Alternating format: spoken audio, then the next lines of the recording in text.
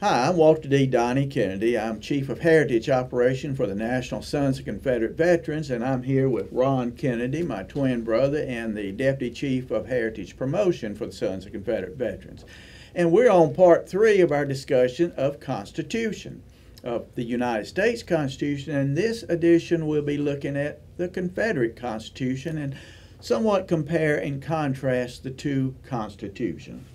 It's very interesting when you look at a lot of scholars, Southern scholars at any rate, have looked at the Confederate Constitution and said, wow, the founding fathers of the Confederacy really tried to improve upon and correct some of the errors or mistakes that was found to be, or flaws that was found to be in the U.S. Constitution. But Donald, when I looked at the Constitution of the Confederacy, I didn't see a Bill of Rights. And you're absolutely correct. You will not find a, quote, Bill of Rights in the Confederate Constitution.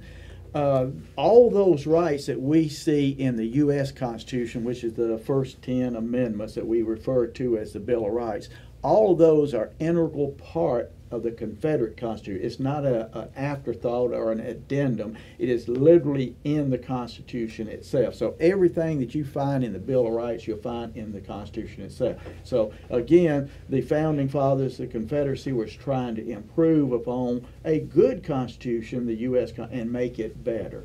Terrific. Well, you know, a lot of people will say that the Confederacy was the, quote, slaveholders' Confederacy, and you couldn't join the Confederacy if you was not a slave state. Is that part of the Confederate Constitution? Well, you and I both have heard that argument, but nowhere in the Confederate Constitution are states required to maintain slavery.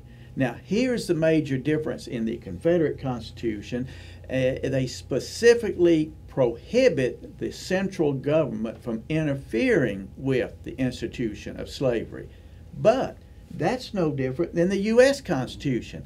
I believe it was Oliver Ellsworth of Connecticut during the founding of the U.S. Constitution, during the Constitutional Convention, stated that the right and the elimination of slavery belonged to the states and not the federal government. So here we have a Yankee, a New Englander, saying exactly what the Confederate Constitution is saying here.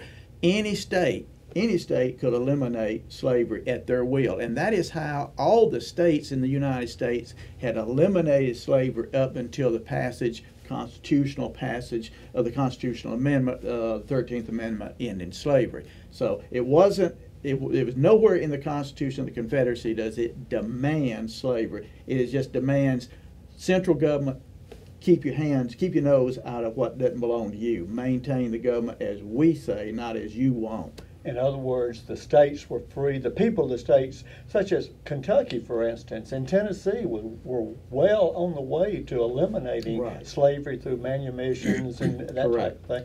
I think Virginia even almost voted to abolish slavery prior to the war. Absolutely. I think it failed by, what, about 20 votes? 20 votes. One of the House. Well, Governor Brandon of Mississippi in 1820 had already stated that slavery was an evil institution, that we had to do something about it, and the Mississippi legislature agreed with him.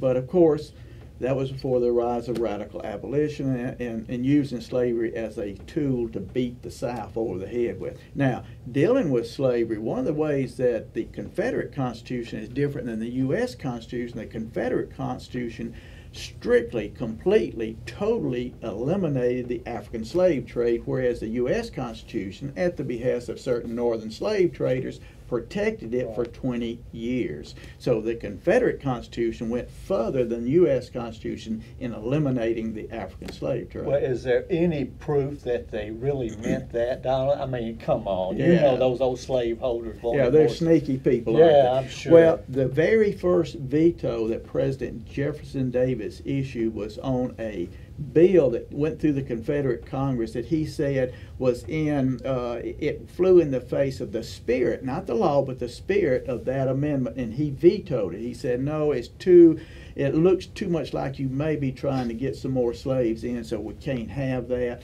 The Confederate Congress upheld his veto. Wow. That I bet not too many people know that. Unfortunately not. Well, what about the argument that you and I have been faced with on interviews nationwide, that this is not a nation of sovereign states. We, the people in the aggregate, make up America, and it's what majority rule is what counts. Well, and that's what people say because people really do not understand what a preamble is all about.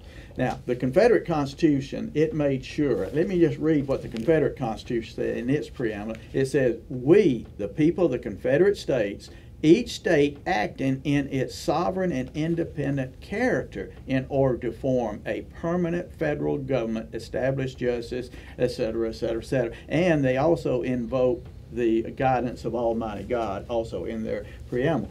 Now, a preamble to a document can never be used to change anything that's written in that document. It's simply a salutation, dear sir.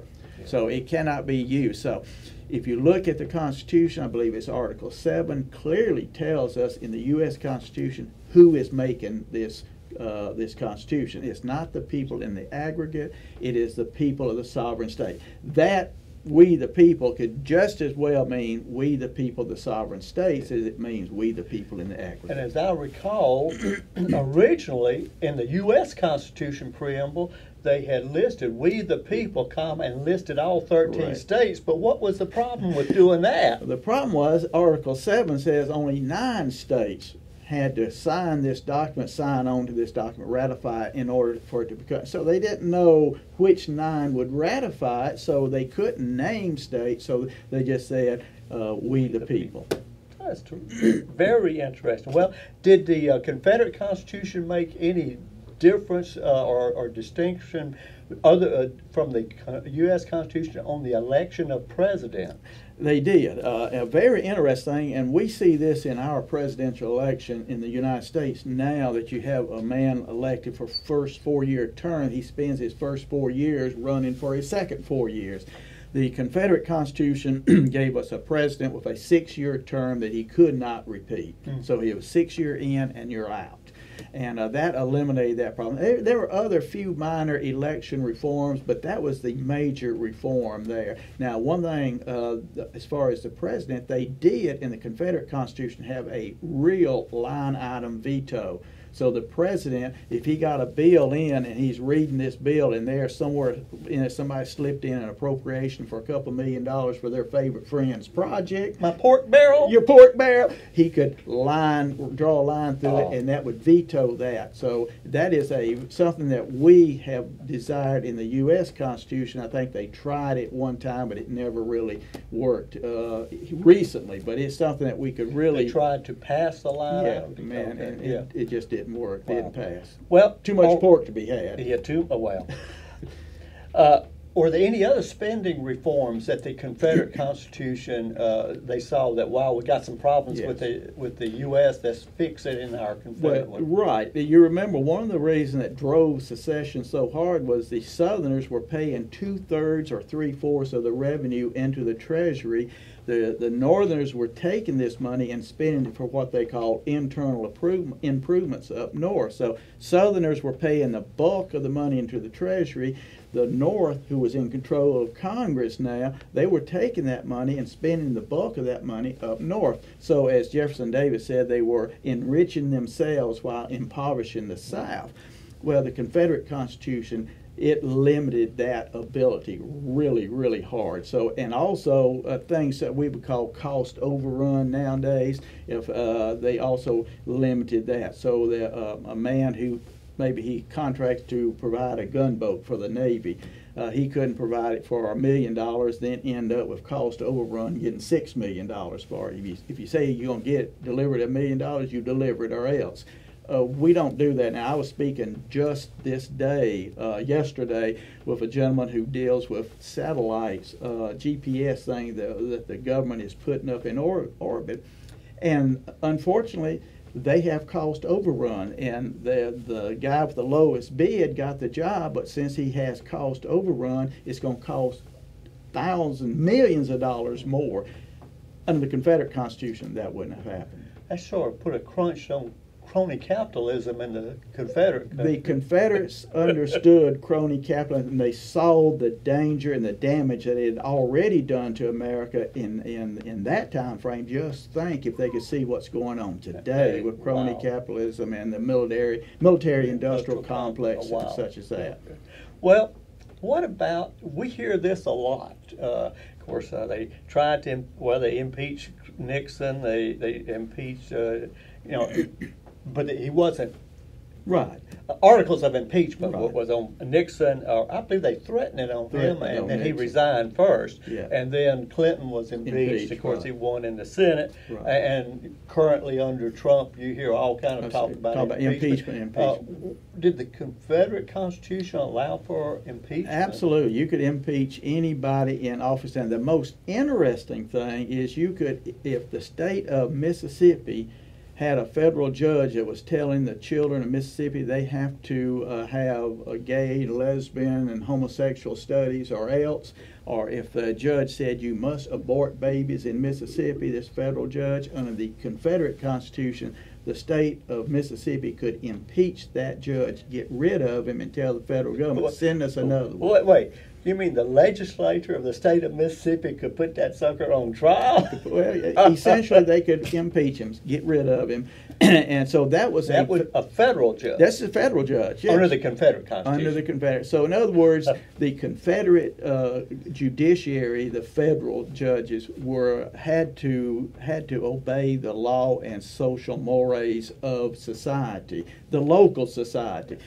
We don't have that in the United States. The mores and values of the East Coast, of the East Coast and the West Coast, and all the nuts and fruits up there are enforced upon Southern society. That is something that we in the Confederate government would have addressed real quick. Well, I can certainly see how there was a lot of improvements over the U.S. Constitution. Realizing the U.S. Constitution, a great document to begin with, Absolutely. but like any document, you realize in practice that, oops, we may have made a mistake here, or we may need to tighten up over here. Yeah.